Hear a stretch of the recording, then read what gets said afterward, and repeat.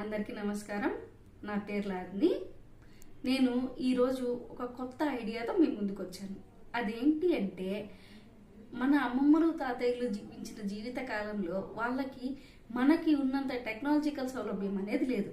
అయినా కానీ వాళ్ళకున్న జ్ఞానంతో మనల్ని జన్మనిచ్చి ఎంతో అద్భుతంగా మనల్ని తీర్చిదిద్ది మన జీవితాన్ని అద్భుతంగా తీర్చిదిద్దుకోవడానికి కావాల్సిన జ్ఞానాన్ని కూడా అందించారు. వాళ్ళు ఆ జ్ఞానాన్ని సముపార్జించిన పద్ధతి ఏదైతే ఉందో, వాళ్ళకి దేవుడి పట్ల ఉన్న నమ్మకం, వాళ్ళ పూజలు పునస్కారాలు అవన్నీ నేను మా అమ్మమ్మ ద్వారా మీ ముందుకు తీసుకురావాలని ఒక చిన్న ప్రయత్నం చేస్తున్నాను. నా ప్రయత్నం మీ అందరికీ నచ్చుతుందని కోరుకుంటున్నాను. ఇట్లు బిలాగ్ని. Thanks everyone. శ్రీ గురుభ్యో నమః.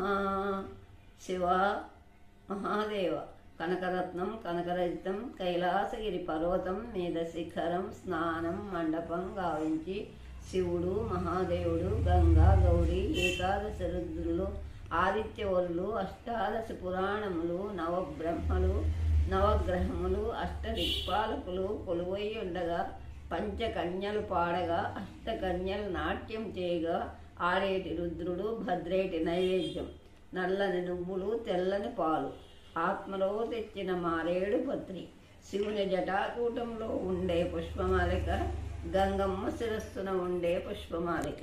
ఏ మాలికనైనను వర్ణింపవచ్చును గాని వాక్కు పుష్పమాలికను వర్ణింపతరము కాదు.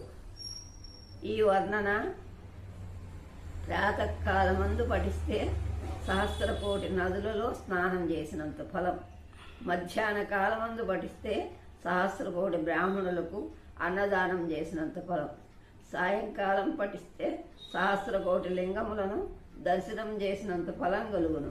శివ శివ శివ శివ శివ శివ. నమ పార్వతీపతే హర హర మహాదేవ శంభో శంకర.